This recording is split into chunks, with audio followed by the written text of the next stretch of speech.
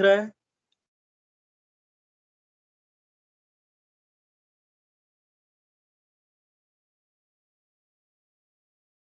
Screen दिख रहा है सभी को? Yes sir.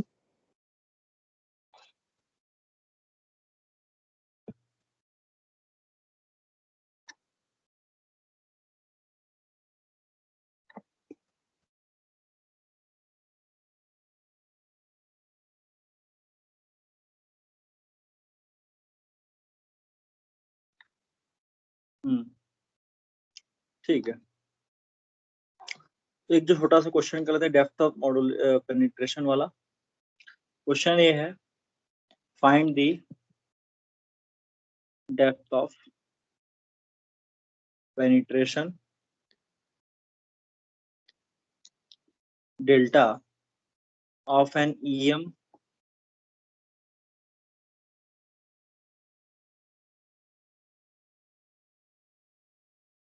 EM wave in copper।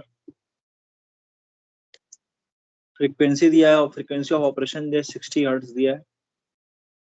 ठीक है, कॉपर का जो होता है for copper sigma is equal to, actually gate में जो क्वेश्चन आता है तो सिग्मा नहीं दिया रहता है वाला, तो ये मेनली कॉपर का ही पूछता था। 5 × 10⁻7 mho per metre, mu R is equal to 1 and epsilon R is equal to 1 दिया हुआ है। सॉल्यूशन देख लेते हैं, बेहद सिंपल सॉल्यूशन है। तो डेल्टा हम लोगों ने निकाला था √1/πf mu sigma, that is depth of penetration 1/π। Frequency दी आपको 60 हर्ट्ज दिया हुआ है। ठीक है, म्यू आर को लिख सकता हूँ, म्यू को लिख सकता हूँ mu naught into mu R, that is mu not की वैल्यू 1 है और म्यू नॉट की वैल्यू 4π × 10⁻⁻7 है और म्यू आर की वैल्यू 1 है। तो ये हो गया mu naught into mu R. फिर आपका जो है नेक्स्ट जो है सिग्मा, तो सिग्मा भी क्वेश्चन में दिया हुआ है 5 × 10 × 10⁻7। ठीक है, आप जब इसको मल्टीप्लाई करेंगे तो जो डेल्टा आएगा, डेल्टा जो आएगा वो 8.53 मिलीमीटर। तो इस डेल्टा से मैं ये बताना चाह रहा हूँ, आप देखिए 8.53 मिलीमीटर में ही आपका जो हम लोग जानते हैं डेल्टा, जब आपका इलेक्ट्रिक फील्ड क्या हो जाए 63% लॉस हो जाएगा और केवल 37% ही बचेगा। तो आप देखिए मात्र 8.53 मिलीमीटर में ही जो है आपका पूरा लॉस हो गया इलेक्ट्रिक फील्ड। ठीक है, इसीलिए जो है tangential component of the electric field क्या होता है, जीरो होता है, या फिर इलेक्ट्रिक फील्ड जीरो होता है इन द केस ऑफ कंडक्टर। ठीक है, क्योंकि लॉस देखिए कितना लॉस और कितने कम डिस्टेंस पे लॉस है, मतलब 8.53 में लॉस, 8.53 मिलीमीटर में पूरा 63% लॉस हो गया, उसी को तो हम डेल्टा कहते हैं। और मान के चलो कि 10 से 12 mm में ये पूरा का पूरा लॉस हो जाएगा, पूरा खत्म हो जाएगा। ये चीज क्लियर हो गया? ठीक है, और डेल्टा को हमने देखा था 1/अल्फा, डेल्टा हम लोग निकाला था 1/अल्फा। तो देखिए 1/8.53 mm को इन्वर्स करेंगे तो कितना डेल्टा आएगा, सॉरी कितना अल्फा आएगा। अल्फा इज इक्वल टू 1/डेल्टा in the case of conductor. ठीक है, तो आप क्या देख रहे हो, कि बहुत ज्यादा लॉस हो रहा है, वेरी हाई एटेन्यूएशन। ठीक है, तो it is a good conductor. Clear है? यही होता है ना अल्फा इज इक्वल टू, ये इक्वेशन कहीं से नहीं लिखा हूँ, omega mu sigma divide by 2। Omega की value 2πf into mu sigma divide by 2। तो यहाँ से क्या आ गया, alpha is equal to √πf mu sigma, या फिर inversely equal to delta. Clear है यहाँ तक सभी को? Yes sir. तो ऐसे ही क्वेश्चन आएगा सिंपल सा, फॉर्मूला बेस्ड ही आएगा। तो मैं फॉर्मूला बेस्ड क्वेश्चन नहीं करा रहा हूँ, आप लोग देख लेना, इस साडुको में बुक में देख लेना, फॉर्मूला बेस्ड रहता है तो उसको कर सकते हो। ठीक है,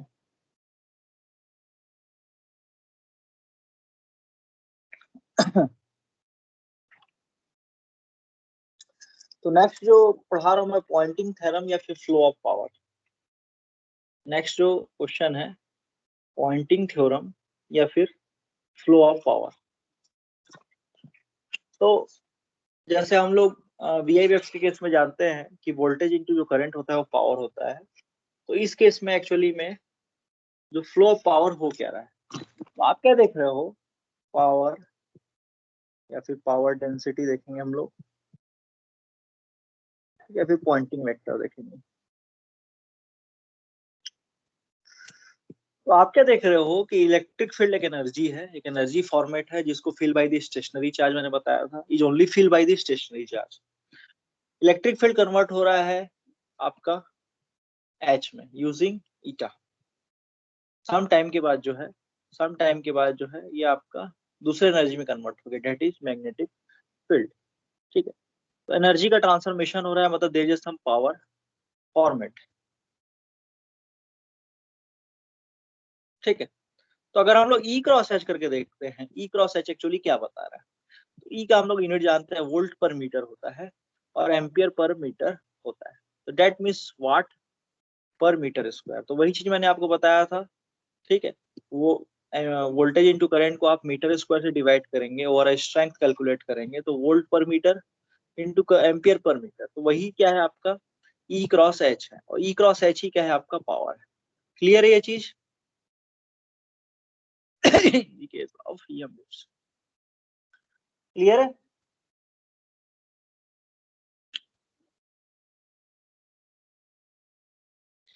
कोई डाउट?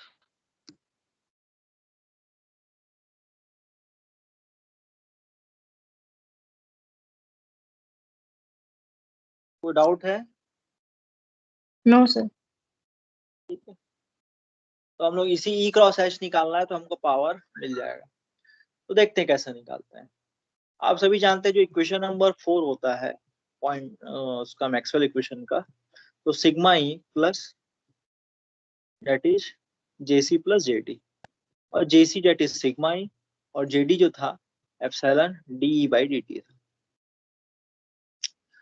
ठीक है, तो अगर हम लोग डेल क्रॉस एच में डॉट ई मल्टीप्लाई कर देते हैं, मतलब बोथ साइड जो है, बोथ साइड में मल्टीप्लाई कर रहा हूँ ई से, तो यहाँ से आ गया del cross H into E is equal to sigma E square plus epsilon E DE/dt।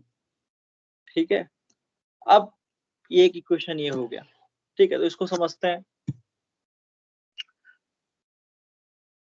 अगर मैं डेल ई क्रॉस एच निकालता हूँ, मान लेता हूँ मैं डेल ई क्रॉस एच निकालता हूँ, del dot E cross H निकालता हूँ। ठीक है, तो हम लोग जानते हैं ये क्या होता है आपका, एच बाहर निकल गया, फिर डेल के साथ कर लीजिए, आप लोगों ने मैथमेटिक्स में पढ़ा होगा, ये डेल एच को बाहर नहीं ले आया, फिर डेल क्रॉस ई हो गया, प्लस ई को बाहर ले आया, ई को बाहर ले आया, और डेल क्रॉस एच हो गया माइनस। ठीक है, तो ये इक्वेशन आप लोगों ने पढ़ा हो। ठीक है, तो इसी चीज का मैं यूज कर रहा हूँ, क्योंकि मेरे को अल्टीमेटली क्या निकालना है, ई क्रॉस एच निकालना है। ठीक है, तो आप क्या देख रहे हो, del cross E H into E, del cross H into E आपको ये पता है। ठीक है, क्लियर हो रहा है? तो जब इसको पुट करोगे, इस इक्वेशन को पुट करके देखते हैं, ई डेल क्रॉस एच को पुट करके देखते हैं, या फिर ऐसे निकाल देता हूँ, is equal to H del cross E minus del E cross. ठीक है, डेल क्रॉस ई के हम लोग जानते हैं, डेल क्रॉस ई क्या होता है, from the Maxwell equation number 3 क्या होता है आपका, माइनस म्यू DH/dt।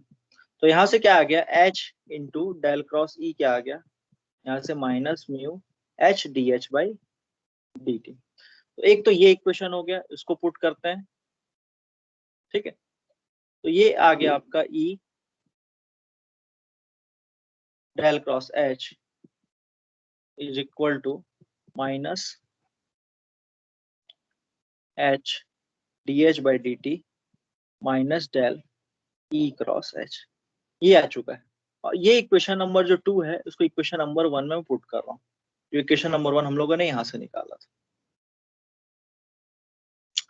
पुट करके देखते हैं तो क्या आएगा।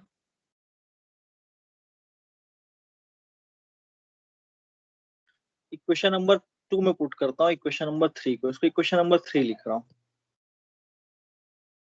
ठीक है, तो E dot del cross H की वैल्यू पुट कर रहा हूँ। E dot del cross H की वैल्यू पुट करोगे तो यहां से डेल E क्रॉस एच आ जाएगा आपका minus mu H D H by D T minus del E cross H.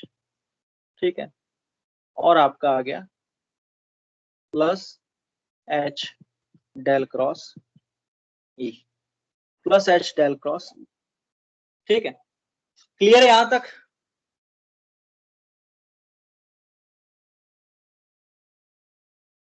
तो यहां से इसका इक्वेशन पुट किए तो ये आ गया आपका minus del E cross H is equal to sigma E square plus epsilon D by D T हम लोग निकाले थे plus H D H by D T, ये आ गया।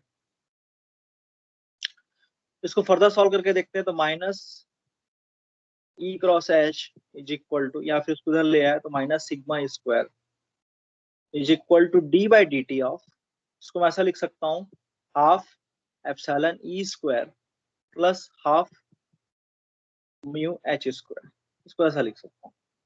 ठीक है, अगर आप डिफ्रेंशिएट करेंगे तो वही चीज आ जाएगा, यही चीज आ जाएगा epsilon D by D T into E, यही चीज आ जाएगा। ठीक है, तो इसको मैं ऐसा लिख सकता हूँ। आप, ये इक्वेशन हो गया। अब इस इक्वेशन में take del V on both the side, on both the sides, और वॉल्यूम कैलकुलेट करके देखते हैं।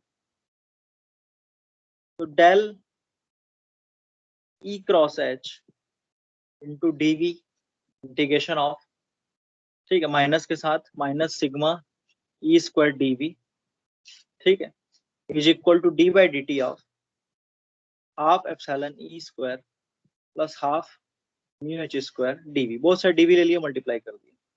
ठीक है, तो इस इक्वेशन को अगर आप ध्यान से देख रहे हो तो इक्वेशन अगर माइनस को मैं उधर लेके चल दूं तो ये आ गया, ये डीवी को मैं जो है दैट इज वॉल्यूम इंटीग्रल को सरफेस इंटीग्रल में कन्वर्ट कर रहा हूँ यूजिंग दी कर्ल इक्वेशन। तो ये आ जाएगा ई क्रॉस एच, डेल हट जाएगा, डेल और डेल वी हट के क्या हो जाएगा डीएस, ई क्रॉस एच और surface integral plus sigma E square DV is equal to क्या दिख रहा है आपको, minus D by D T half epsilon E square plus half mu H square into DV. Clear है यहां तक सभी को।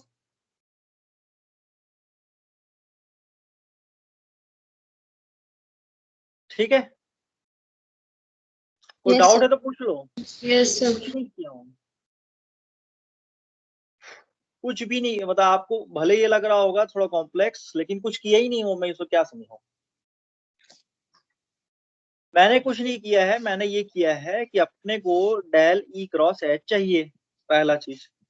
तो इसको इसको अगर आप लोग इसको तोड़ोगे तो सबसे पहले एच बाहर ले आया, तो H del cross E minus E del cross H.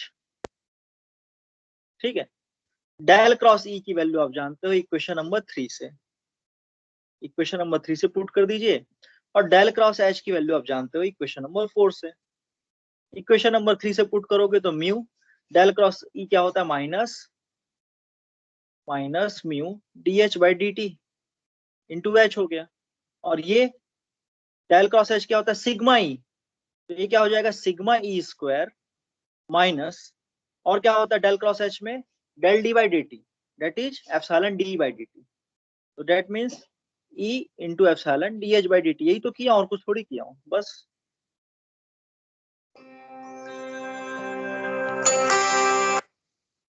और इस इक्वेशन को क्या कर दिया, वी डेल वी से मल्टीप्लाई कर दिया, इस इक्वेशन को डेल वी से मल्टीप्लाई कर दिया।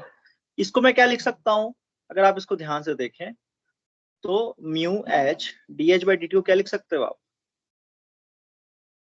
Half D by D T of half mu H square. ठीक है, मैं ऐसा क्यों कर रहा हूँ क्योंकि energy storage in the due to the inductor है। ठीक है, तो ये चीज है और कुछ नहीं है। इसको अगर आप डिफरेंशिएट करोगे तो यही आएगा। तो ये बेहद सिंपल इक्वेशन है, बस लग बस रहा होगा क्योंकि स्क्रीन छोटा है, मैं ज्यादा लिख भी नहीं सकता। तो ये आ गया आपका, क्लियर है। डेल भी कर दिया तो इसको मैं क्या कर दिया, आपका डीएस में कन्वर्ट कर दिया सरफेस में। क्लियर है, क्लियर है। Yes, sir. कुछ ऐसा कुछ नया नहीं किया हूं। तो यहां से आ गया ई क्रॉस एच, डीवी को हमने डीएस में कन्वर्ट कर दिया तो ये हो गया ई क्रॉस एच निकल गया। ई क्रॉस एच ही तो निकालना था मुझे, प्लस इधर आके माइनस इधर आके सिग्मा ई स्क्वायर हो गया is equal to minus D by D T of half epsilon E square plus half mu H square into DV. अब इसको समझते हैं क्या है एक्चुअली। तो ये जो है एक्चुअली ई क्रॉस एच तो आपको पता है कि पावर बता रहा है, क्यों, क्योंकि ये अपना ई जो था वोल्ट पर मीटर था, एच था एम्पियर पर मीटर, और ये जो था डीएस मतलब मीटर स्क्वायर। तो एक्चुअली मीटर कैंसिल हो गया, तो ये जो पूरा चीज है वो पावर बता रहा है, इसमें कोई दिक्कत नहीं। Close integral of E cross H into DS जो है पावर बता रहा है। अब देखिए पावर लॉस, जब आप पावर जब ई से एच में कन्वर्ट होगा, जब ई एक एनर्जी है और वो एच में कन्वर्ट होगा तो देयर इज सम लॉस, कुछ ना कुछ लॉस होगा। तो मैंने बताया था कि कुछ ना कुछ कंडक्टिविटी की वजह से लॉस होता है, कंडक्टिविटी की वजह से लॉस होगा। ठीक है, एक फॉर्म से दूसरे फॉर्म में कन्वर्ट होगा तो वहां पे जब रेजिस्टेंस है, जैसे कि मान लो एयर में जो रेजिस्टेंस है उसकी वजह से जो लॉस होगा, तो दैट इज दिस पार्ट। अगर मैं इसको इधर लेके जाऊं तो इसको ऐसा लिख सकता हूँ, माइनस, इसको समझते हैं ये एक्चुअली में क्या है, sigma E square del V minus के साथ। तो ये क्या हो रहा है एक्चुअली में, सिग्मा इंटू ई हम लोग जानते हैं, सिग्मा इंटू क्या होता है, जे होता है, हम लोगों ने देखा था। तो J into current into the ये, तो that is the loss due to, ये मैंने ओम सेकंड फॉर्म लिखा था, याद होगा आपको, ओम्स का second form, J is equal to sigma E. ठीक है, मतलब हम लोग अगर इलेक्ट्रिक फील्ड के बाद में का, इलेक्ट्रिक फील्ड मैग्नेटिक फील्ड में अगर हम लोग सोचें तो ये ओम्स लॉ होगा। और अगर हम लोग वोल्टेज करंट इक्वेशन में देखें, नेटवर्क एनालिसिस में देखें, तो V is equal to I into R. ठीक है, तो resistance is due to the conductivity. तो पॉइंट ये है कि एक तो ये ओमिक लॉस हो रहा है, ओमिक लॉस। ठीक है, सिग्मा ई, ये इक्वेशन कहाँ से बनाया था वो भी बता चुका हूँ। तो ये ओमिक लॉस की वजह से है, सिग्मा ई स्क्वायर डीवी। ठीक है, और ये जो है एनर्जी स्टोरेज है, अगर आप इसको देखें तो एनर्जी स्टोरेज है।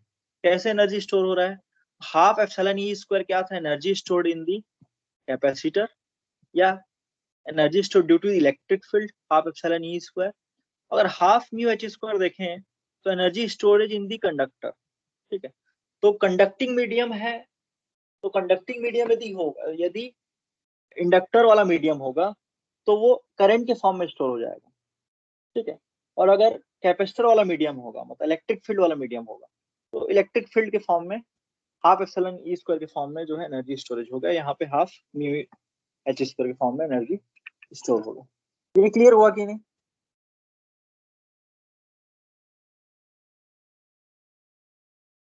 ठीक है, तो आप ऐसा समझिए कि आपका एक सिस्टम है, एक सिस्टम में आपका ई जो है एच में कन्वर्ट हो रहा है, ई जो है एच में कन्वर्ट हो रहा है।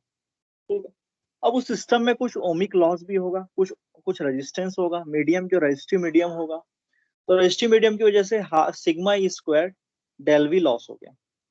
लेकिन मान लीजिए उस फील्ड में इलेक्ट्रिक फील्ड से जब मैग्नेटिक फील्ड कन्वर्ट हो रहा है, जो आपका मीडियम है वो कैपेसिटिव मीडियम है, तो वो क्या होगा, आपका एनर्जी स्टोर हो जाएगा, that is half epsilon E square. अगर मान लो आपका इंडक्टिव मीडियम है तो हाफ म्यू एच स्क्वायर के फॉर्म में एनर्जी स्टोर होगा। ये चीज क्लियर हुआ कि नहीं।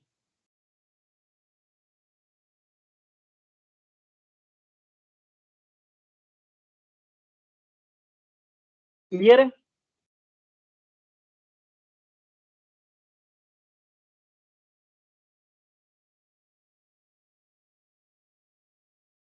क्लियर है कि नहीं? फिर बताओ फिर और कुछ भी। Yes sir. क्लियर है ना? तो आप ऐसा समझिए, आप ई से एच में कन्वर्ट करें तो पावर फ्लो हो रहा है, that is like this ds। अगर मैं माइनस के साथ बात करूं तो that is the power flow into the region, power flow into the region. अब उस रीजन में क्या है, जो आपका सिस्टम है उसमें क्या हो सकता है, ओमिक लॉस भी हो सकता है, स्टोरेज हो सकता है ड्यू टू इलेक्ट्रिक फील्ड, और स्टोरेज भी हो सकता है ड्यू टू मैग्नेटिक फील्ड। तो ये जो बता रहा है आपका sigma E square del V in volume, ये वॉल्यूम मान लीजिए, ये जो एरिया है वो वॉल्यूम, ठीक है। तो ये बता रहा है आपका पावर डिसिपेशन या फिर पावर लॉस, ठीक है, पावर डिसिपेशन। ई से एच में जो कन्वर्ट हुआ एक हीट एनर्जी होगी, पावर डिसिपेशन। और ये जो बता रहा है close integral of the D by D T of 1/म्यू एच स्क्वायर डीवी। तो ये बता रहा rate of change of stored magnetic energy, stored magnetic energy. और इसी तरीके से close integral of half epsilon E square जो बता रहा है rate of change of stored electric energy. Clear? किस रेट से आपका इलेक्ट्रिक एनर्जी चेंज हो रहा है, किस रेट से आपका मैग्नेटिक एनर्जी चेंज होगा जो कि स्टोर्ड था, और किस रेट से आपका पावर डिसिपेशन हो रहा है, पावर लॉस हो रहा है, that is the power flowing into the region. Clear है यहां तक? Yes, sir. ठीक है।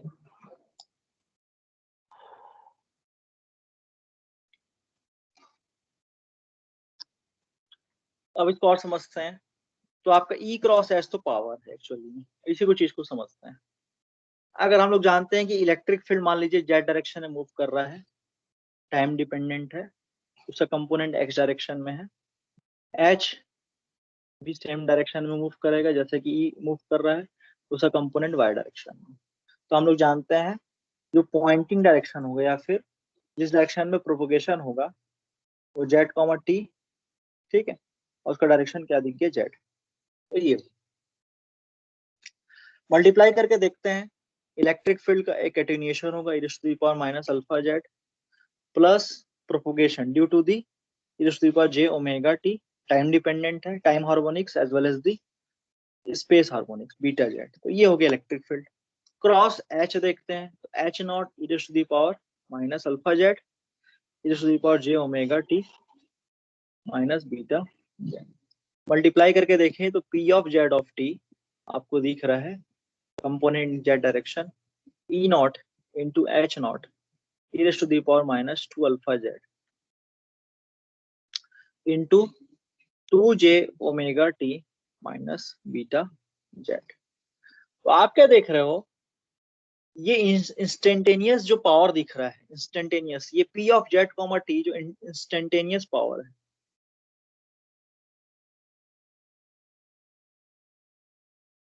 या इंस्टेंटेनियस पावर या इंस्टेंटेनियस पॉइंटिंग वेक्टर लिख सकते हैं उसको, पॉइंटिंग वेक्टर। तो ये इंस्टेंटेनियस पावर, इंस्टेंटेनियस मतलब बोल दिया, मतलब समझ लो कि टाइम डिपेंडेंट है। इंस्टेंटेनियस का मतलब टाइम डिपेंडेंट। अगर मैं t इक्वल टू 1 सेकंड के लिए निकाल सकता हूँ, t की वैल्यू 1 पुट करूंगा तो टाइम डिपेंडेंट है।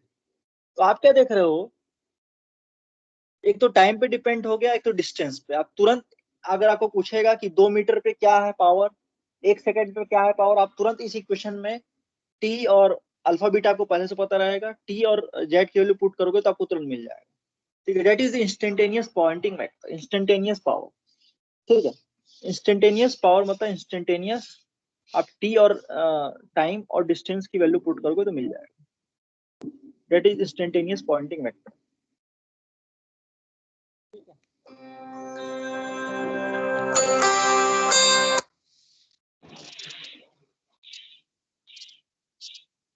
क्लियर है यहाँ तक सभी को? Yes, sir. ठीक। तो कहने का मतलब ये हो, the product of E and H is always gives the Poynting power density या फिर Poynting value instantaneous time and at a particular instance of time and a particular instance of space। तो इसको बोलते हैं पॉइंटिंग वेक्टर। आप एक particular instance of time में निकालो और एक पर्टिकुलर इंस्टेंस ऑफ स्पेस में निकालो। अब एक्चुअली क्या होता है कि हम लोग जनरली इंस्टेंटेनियस पावर नहीं लेते, जनरली इंस्टेंटेनियस पावर नहीं लेते। मैं ऐसा नहीं लूंगा कि एक क्लास में एक लड़के ने कितना पाया, मैं ये देखूंगा कि एक लड़के में कितना पावर है, ये मैं नहीं देखूंगा। मैं देखूंगा कि पूरी क्लास का पावर कितना है। तो इसलिए हम लोग एवरेज पावर की तरफ बढ़ते हैं। तो यहाँ से मैं इंस्टेंटेनियस पावर से एवरेज पावर की तरफ बढ़ रहा हूँ। ठीक है, एवरेज पावर। तो एवरेज पावर में क्या होगा बताओ? एवरेज पावर में हम लोग क्या लेंगे? हम लोग जानते हैं कि पी ऑफ जेड एवरेज जो होता है वो ई, मतलब आप देखे होंगे अगर पी एवरेज निकालते थे तो आप तो वी आर एम एस निकालते थे into I R M S. तो V R M S into I R M S value का जो प्रोडक्ट होता था वो आपका पावर एवरेज था। तो वी आर एम एस जानते हैं हम लोग, maximum value divide by √2, that is V M divide by √2, अगर हम लोग वोल्टेज करंट इक्वेशन के फॉर्म में देखें। और आई आर एम एस जो होता है I M root divide by √2। ठीक है, तो एक्चुअली क्या था ये आपका जो भी चीज था, अगर जब आप एवरेज देखते थे तो वो एम्पलीट्यूड पे डिपेंड करता था ना कि उसके डिस्टेंस पे। अगर मैं इसको ऐसा समझूं कि मान लीजिए मेरा एक वोल्टेज का ग्राफ ऐसा है, ठीक है, ये मेरा टी है, टाइम है, और ये वी है। मान लीजिए मैक्सिमम वैल्यू वीएम है, ठीक है। तो मैं क्या करता था, अगर वी आर एम एस निकालना है तो इस मैक्सिमम वैल्यू में डिवाइड बाई √2 कर देता था। और इसी तरीके से करंट मान लीजिए विथ लैग जब आ रहा है तो इंटू आई एम इंटू √2 कर देता था, तो मेरा पावर मिल जाता था, मेरा एवरेज पावर मिल जाता था। तो आप क्या देख सकते थे कि जो एवरेज पावर है टाइम पे डिपेंड नहीं कर रहा है, जबकि उसके एम्पलीट्यूड पे डिपेंड कर रहा है, टाइम पे डिपेंड नहीं कर रहा है। तो एवरेज पावर टाइम पे डिपेंड नहीं करता। ठीक है, अपन ये नहीं देखते कि इतने समय में क्या रिजल्ट आ रहा है, टाइम पे डिपेंड नहीं करेगा। ठीक है, तो यहाँ से जो फैक्टर है, जो हम लोग पूरा जो फैक्टर लेते थे, that is E not E to the power J, that is alpha Z minus alpha Z, और इस पर J omega T minus beta.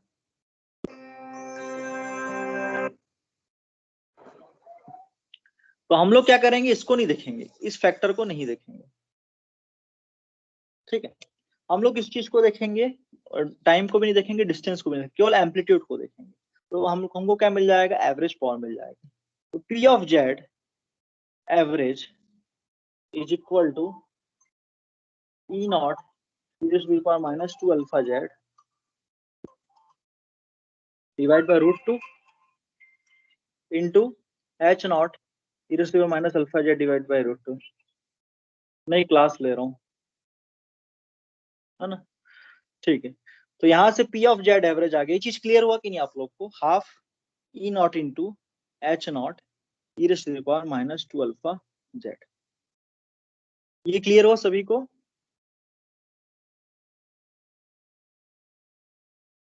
केवल एम्पलीट्यूड कंसीडर कर रहा हूँ, तो यहाँ से एवरेज पावर मिल रहा है। क्लियर है ये चीज? Yes, sir. ठीक है, तो ई और एच की वैल्यू पुट कर दोगे। अगर मैं ई मैच जानता हूँ, एच क्या होता है, ई डिवाइड बाई ईटा होता है, तो यहाँ से half E not square divide by ईटा जिसको माइनस, हाँ ठीक। या फिर अगर अब एच की वैल्यू पुट करोगे इन टर्म्स ऑफ ई, तो ई स्क्वायर, ई की वैल्यू पुट करोगे इन टर्म्स ऑफ एच, तो eta into H not square आ जाएगा। तो ये बड़ा चीज नहीं है। मैं E is equal to E divide by H is equal to eta put कर रहा हूँ। तो इन टर्म्स ऑफ ईटा, ये जो दो इक्वेशन है वो इन टर्म्स ऑफ ईटा लिख दिया। तो आप क्या देख रहे हो, ई और एच जो है वो अल्फा रेट से डिक्रीज करते हैं। ठीक है, जब भी मैं लिखा E is equal to E naught is minus alpha Z, ये अल्फा रेट से डिक्रीज हो रहा है, एच भी अल्फा रेट से डिक्रीज हो रहा है। लेकिन जब आप इसको देखते हो, इस इक्वेशन को देखते हो, पावर जो है आपका वो 2 अल्फा रेट से डिक्रीज हो रहा है, मतलब जस्ट डबल रेट से पावर आपका डीके हो रहा है। जो एवरेज पावर है डीके है 2 अल्फा रेट, ठीक है। तो पावर आपका सडन ड्रॉप हो रहा है, ठीक है। ई डिक्रीज हो रहा है अल्फा रेट से, एच डिक्रीज हो रहा है अल्फा रेट से, और जो एवरेज पावर है decay at the rate of 2 alpha. तो यहां से लिख रहा हूं E and H decay at alpha rate,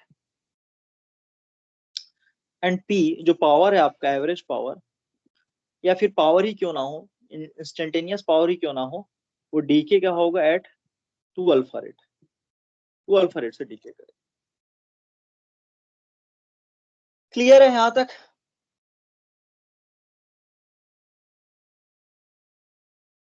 Yes, sir.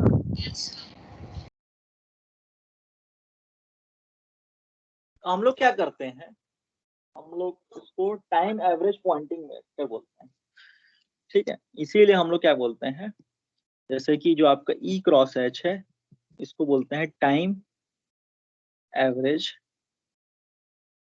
Time average क्यों बोला? क्योंकि मैं एवरेज का इंस्टेंटेनियस पावर कंसीडर नहीं कर रहा हूँ। इंस्टेंटेनियस पावर मेरे काम का नहीं है, मेरे काम का है एवरेज पावर। तो मैं क्या करूंगा, टाइम एवरेज, इसको लिखूंगा अब time average Poynting vector.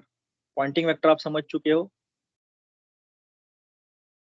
That is power density, ठीक है।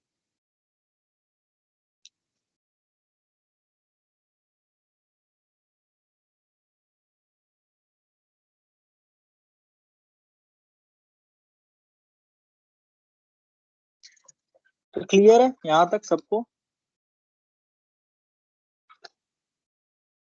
तो देखिए, आपका दो इक्वेशन था, एक तो इंस्टेंटेनियस पावर का इक्वेशन था, क्या था, ई क्रॉस एच हमने निकाला था, ई क्रॉस एच, या फिर ई क्रॉस एच नहीं बोलता मैं, P of Z comma T, Z निकाला था, वो E not into H not E to the power minus 2 alpha Z निकला था।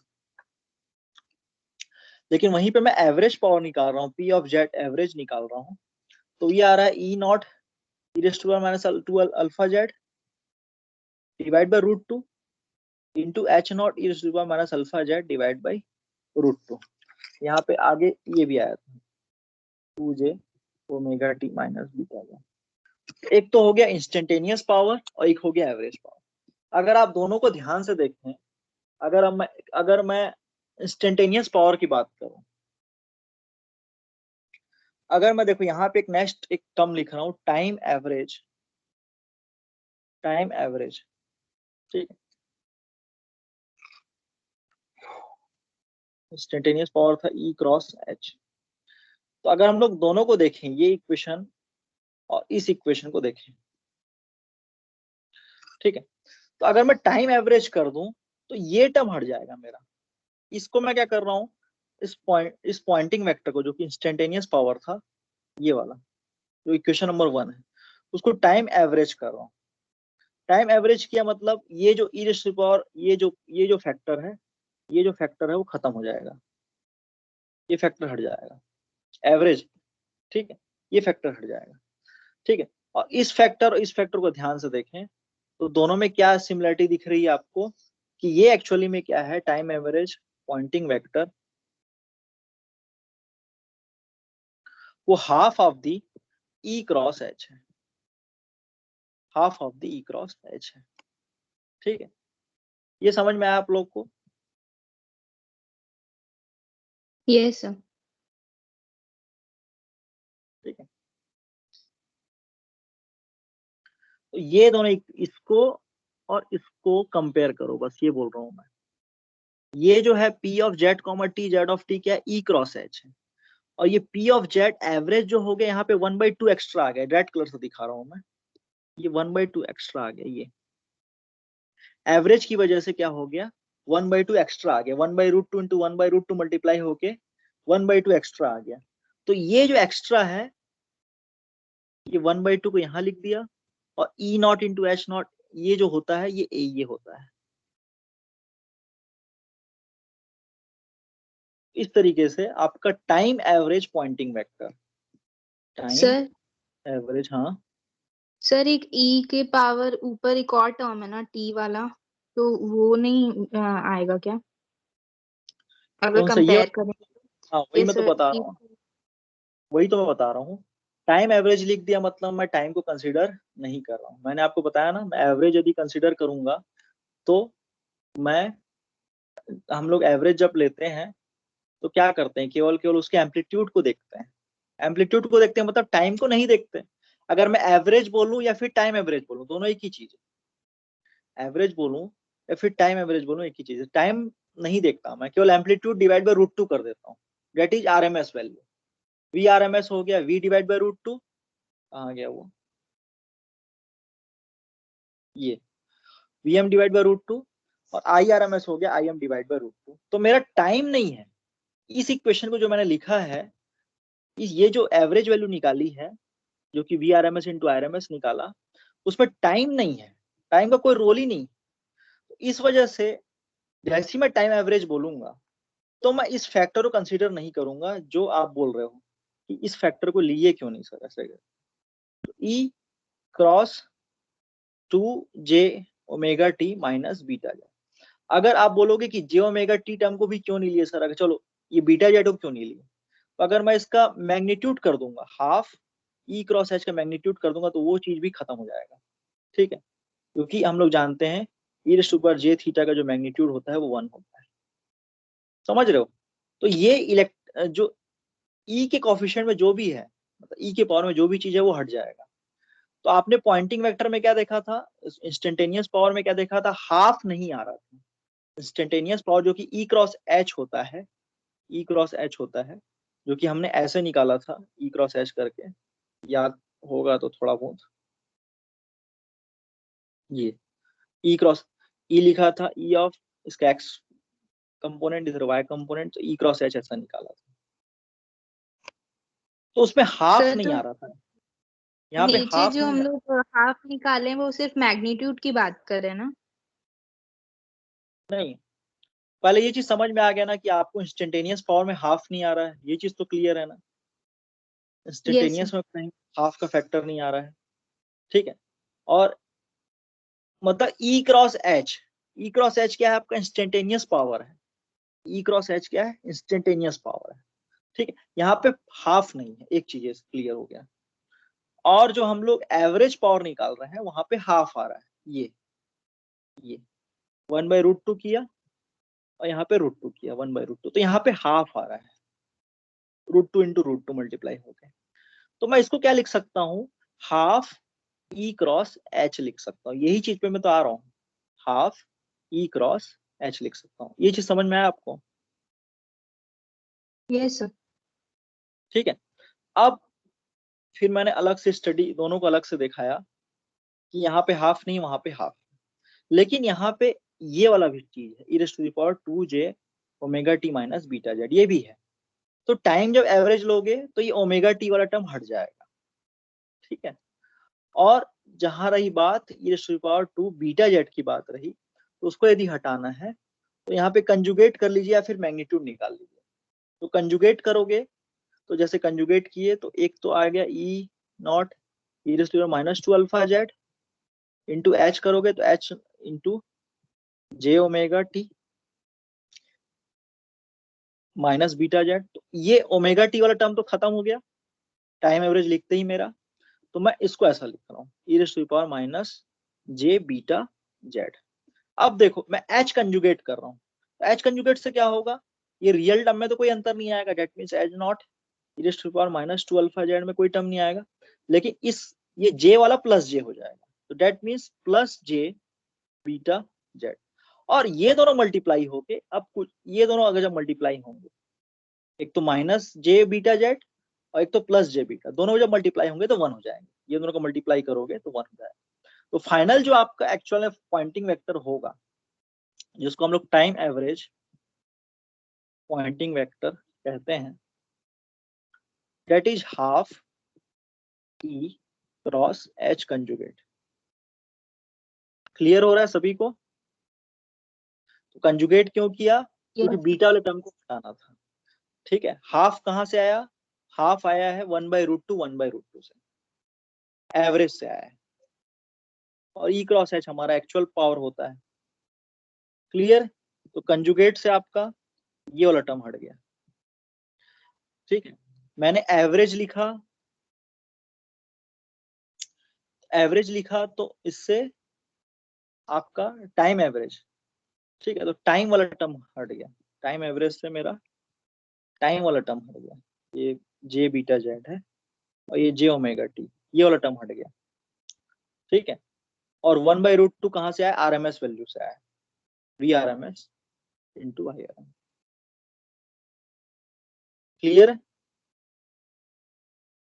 Yes sir. तो पावर, तो conjugate operation is due to eliminate because we want to eliminate the phase term j omega t। तो आपका जो है अब power केवल टाइम एम्पलीट्यूड डिपेंडेंट है, that is half E cross H. ये जो पावर है वो आपका केवल एम्पलीट्यूड डिपेंडेंट, ना टाइम डिपेंडेंट है और ना ही फेज डिपेंडेंट है। दोनों चीज हट गया, टाइम डिपेंडेंट भी हट गया और फेज भी हट गया।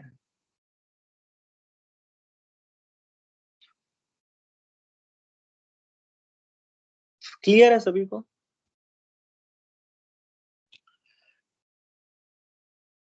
Yes sir. तो क्वेश्चन पे डिपेंड करेगा कि क्वेश्चन में, अब क्वेश्चन में क्या क्या दिया हुआ है इस पे डिपेंड करेगा। एक तो सीधी सी बात है कि ई क्रॉस एच अगर आप बोलोगे तो ई नॉट, अगर आपको सारे वैल्यू दिए रहेंगे, मान लीजिए 2 alpha Z E not into H not -2 omega T minus beta Z, that is instantaneous power. ठीक है, किसी एक पर्टिकुलर इंस्टेंस में निकालिए, दैट मीन जेड की पर्टिकुलर वैल्यू रहेगी और टी की एक पर्टिकुलर वैल्यू रहेगी। एक पर्टिकुलर इंस्टेंट मतलब जेड कॉमा टी पे पी की वैल्यू निकालनी, एक पर्टिकुलर इंस्टेंट पे निकालनी। एक तरीका ये हो सकता है कि आपको एक पर्टिकुलर डिस्टेंस में निकालने बोले, टाइम पे ना बोले, आप एक पर्टिकुलर डिस्टेंस में निकालने बोले, तो आप क्या बोलोगे? E cross H is equal to E not into H not -2 alpha Z. तो ये पर्टिकुलर डिस्टेंस पे हो गया। फिर आपको बोलेगा कि चलो भाई एवरेज पावर निकाल दो। ठीक है, एवरेज पावर निकाल दो। तो एवरेज पावर निकालोगे या टाइम एवरेज पावर निकालोगे या फिर टाइम एवरेज पॉइंटिंग वेक्टर निकालोगे, तो उसमें दोनों टर्म हट जाएगा। एक तो आपका बीटा वाला टर्म और एक तो ओमेगा वाला टर्म। क्लियर है सभी को? क्वेश्चन करेंगे तो और अच्छे से क्लियर होगा।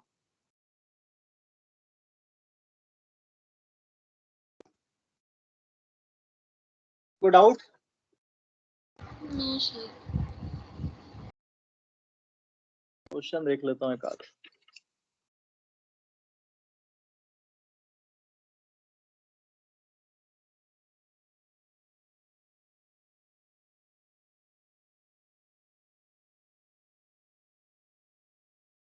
पावर के का question,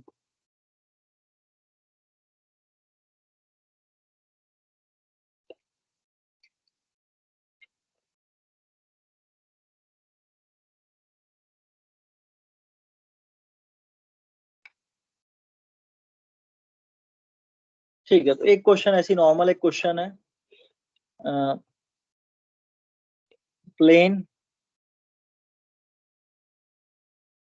EM wave is given by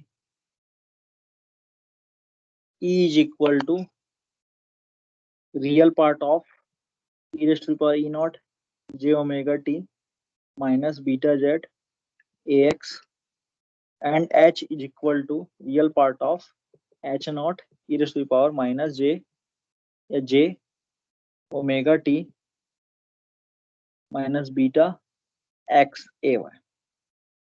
ठीक है, calculate instantaneous power and average power. ठीक है, या एवरेज पावर या फिर एवरेज पॉइंटिंग वेक्टर।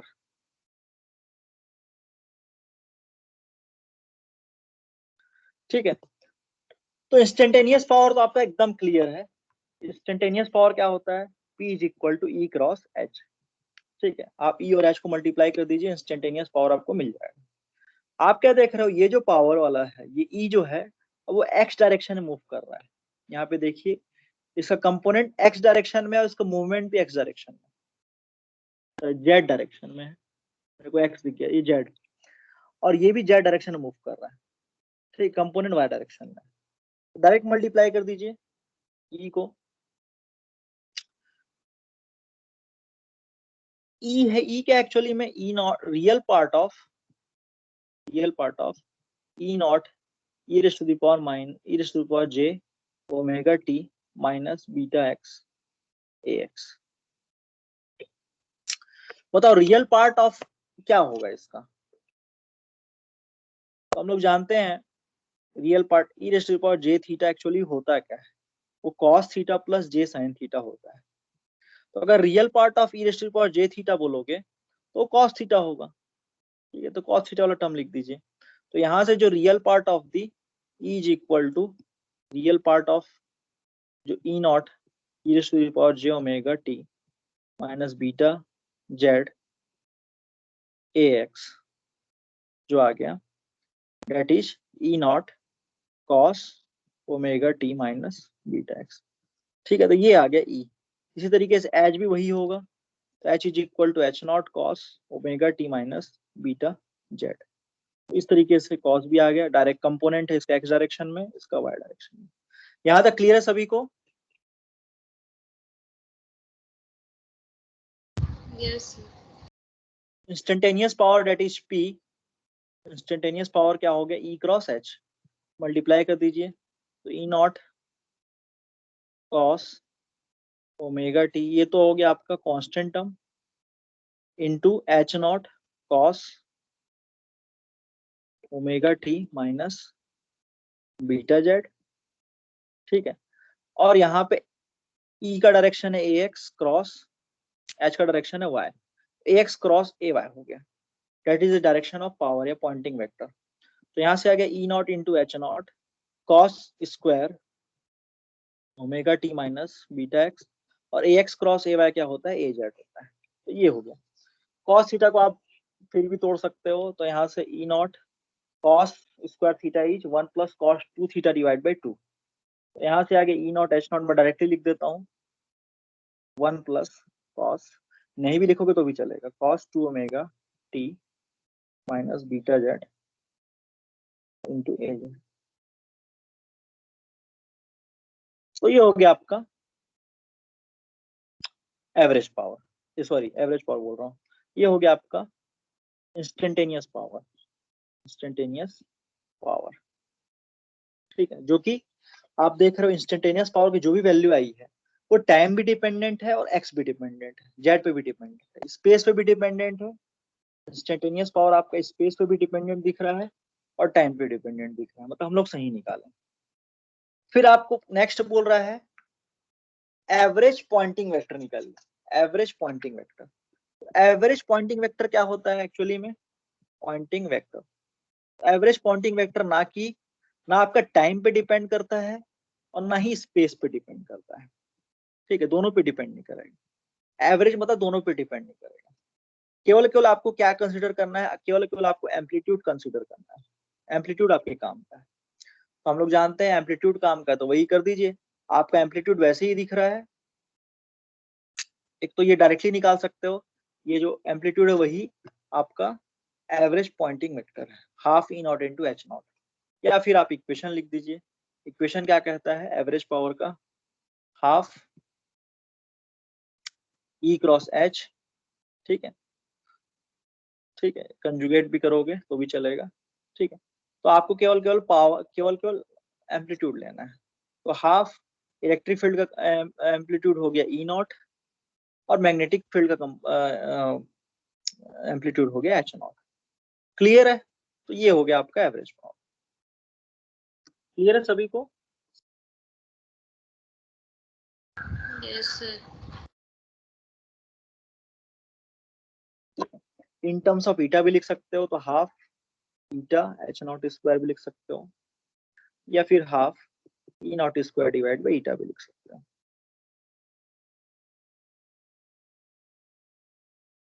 तो अब सबको क्लियर हो गया मेरे ख्याल से। एवरेज पावर बोलेगा, इंस्टेंटेनियस पावर बोलेगा, तो वो टाइम डिपेंडेंट भी होगा और डिस्टेंस डिपेंडेंट भी होगा।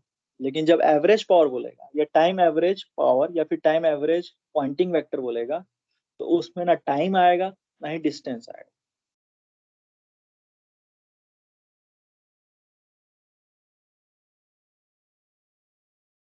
क्लियर है?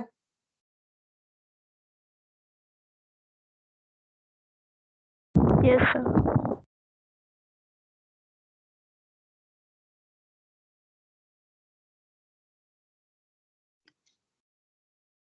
एक क्वेश्चन और कर लेते हैं, फिर खत्म करते हैं।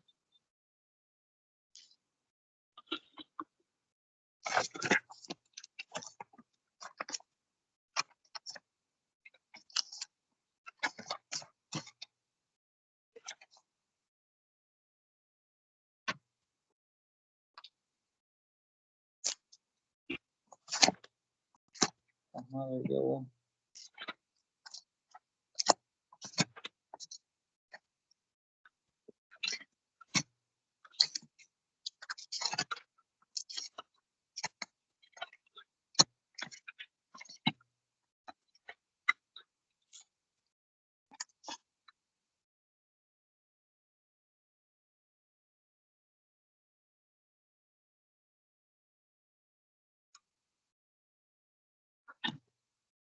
ठीक है, तो एक क्वेश्चन ले लेते हैं।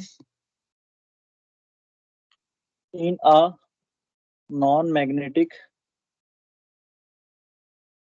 Medium, in a non magnetic medium, E is equal to 4 sin 2 pi into 10 to the power 7 into t minus 0.8 x ax volt per metre. ठीक है, नॉन मैग्नेटिक मीडियम में है।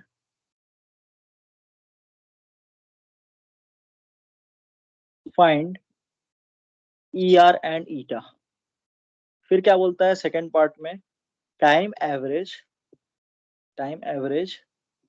Power carried by the wave. C जो बोलता है total power crossing 100 centimetre square of plane 2x plus y is equal to 5। ठीक है, तो एक पर्टिकुलर प्लेन है, उसमें 100 सेंटीमीटर एरिया में कितना आपका पावर क्रॉस कर रहा है ये बताना है। तो पहला तो आप डायरेक्टली निकाल सकते हो, पहला कुछ भी नहीं है। तो सॉल्यूशन देख लेते हैं। ई को पहले देख लेते हैं। ई दिया हुआ है 4 sine 2 pi into 10 to power 7 T minus 0.8 X A x.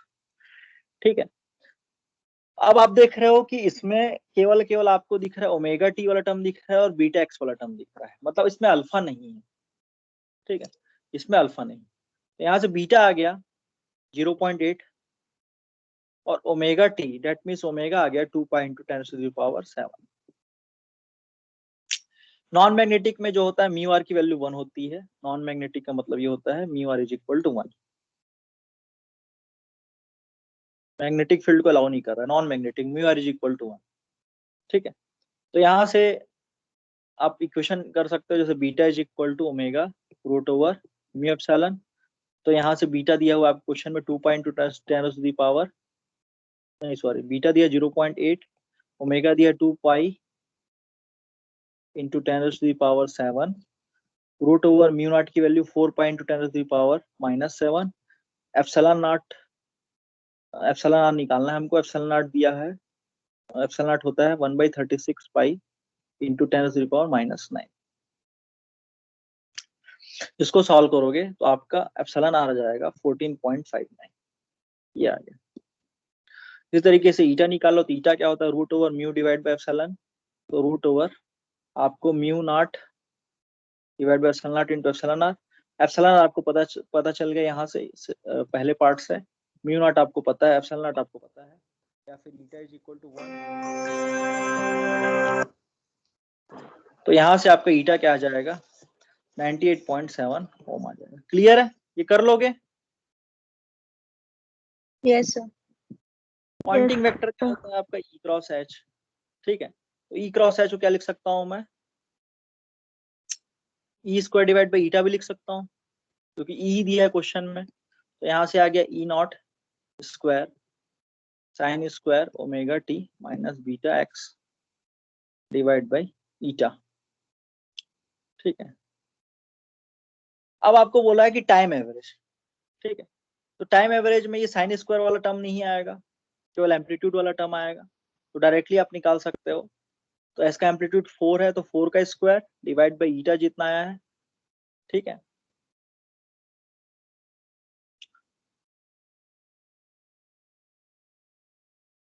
नहीं नहीं, यहाँ पे मैंने गलत कर दिया, मेरे को एक्चुअली में यहाँ पे हाफ लिखना था, टाइम एवरेज बोला इसलिए हाफ आएगा।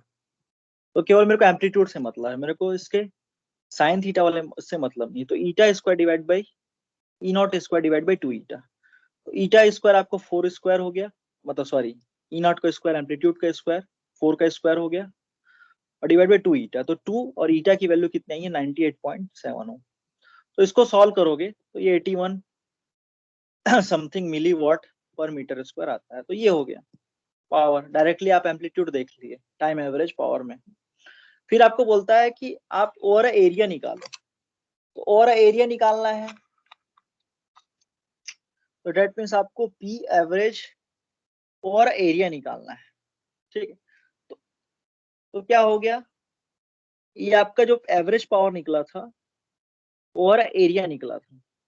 ठीक है, 81 मिली वाट पर मीटर स्क्वायर, इसमें आप ds मल्टीप्लाई कर दीजिएगा तो पावर मिल जाएगा। तो power is equal to P average जो ओवर एरिया निकला है इनटू ds। तो ये हो गया ओवरऑल पावर। ये आया है आपका 81 इंटू 10⁻³ ax।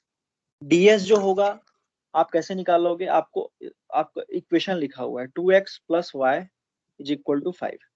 इस इक्वेशन को अगर आप इस इक्वेशन का यूनिट वेक्टर निकालोगे या फिर इस प्लेन का नॉर्मल an निकालोगे, तो कैसे निकालते हैं, 2ax + ay डिवाइड बाई √5। ठीक है, ये हो गया इस प्लेन का, इस लाइन का परपेंडिकुलर यूनिट वेक्टर। तो इसको मल्टीप्लाई कर दीजिए, 2ax + ay divide by √5। Clear है सभी को। और वो एरिया है वो 100 इंटू 10⁻⁻4 सेंटीमीटर स्क्वायर। तो यहाँ से जो आ जाएगा वो 724.5 मिलीवाट आ जाएगा। क्लियर है। Yes, sir. मैंने क्या किया, ds को क्या किया है, ds का एक तो मैग्नीट्यूड ऑफ ds और उस सरफेस का परपेंडिकुलर डायरेक्शन। तो उस ds हो गया आपका सरफेस का magnitude, that is magnitude into unit vector. तो मैग्नीट्यूड इंटू यूनिट वेक्टर आ गया। मैग्नीट्यूड तो आपका दिया हुआ है क्वेश्चन में 100 सेंटीमीटर स्क्वायर है, तो 100 इंटू 10⁻⁻4 हो गया। और यूनिट वेक्टर एक पर्टिकुलर किसी का भी यूनिट वेक्टर निकालना है तो कैसे निकालते हैं, इस तरीके से निकालते हैं कि 2x है तो मतलब 2ax हो गया, y है मतलब ay हो गया, डिवाइड बाई दी √5, तभी यूनिट वेक्टर हो जाएगा। तो 2x + ay लिखते तो यूनिट वेक्टर नहीं होता, डिवाइड बाई √5 किया तब यूनिट वेक्टर हो गया। तो 2ax + ay डिवाइड बाई √5, ये हो गया ds। ds को पावर से मल्टीप्लाई कर दीजिए, ये पावर निकाला था हमने, तो आपको ये आ जाएगा। तो ये जो क्वेश्चन है मैं गेट पॉइंट ऑफ व्यू से समझाया हूँ, ये आपका मे भी ना है। ठीक है, तो यहीं तक रखते हैं।